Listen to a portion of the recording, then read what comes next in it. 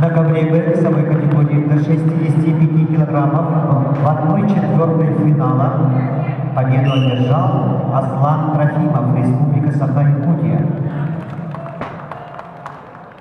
На ковер Б приглашаются Арсен Халгаев, Игорь Матвеев, Республика Саха-Якутия.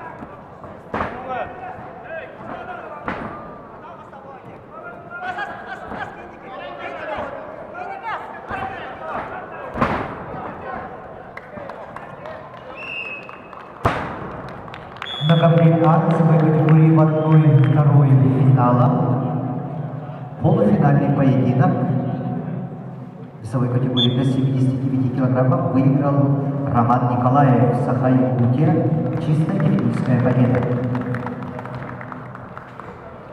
На ковер